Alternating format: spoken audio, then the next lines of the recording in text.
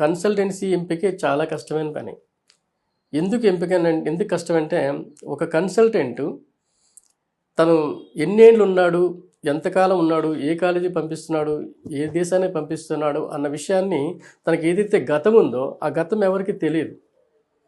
తను ఏది చెప్పేసినా నమ్మే పరిస్థితి. ఎందుకంటే ఈరోజు మీకు అవసరం వచ్చింది మెడికల్ సీట్, లాస్ట్ ఇయర్ మీకు ఉండదు.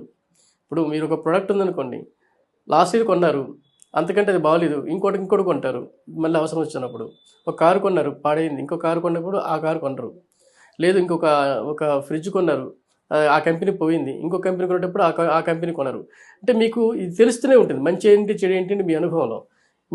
మెడికల్ సీట్ అనేది మీకు ఈ సంవత్సరం అవసరం వచ్చింది, లాస్ట్ ఇయర్ అవసరం రాదు, మళ్ళీ నెక్స్ట్ ఇయర్ మీకు అవసరం రాదు.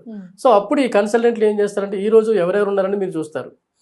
చూస్తున్నప్పుడు మేము ఏమంటాం, నేను 20 ఏళ్ళు పెట్టున్నాను, 15 ఏళ్ళు పెట్టున్నాను, 10 ఏళ్ళు పెట్టున్నానని చెప్తారు.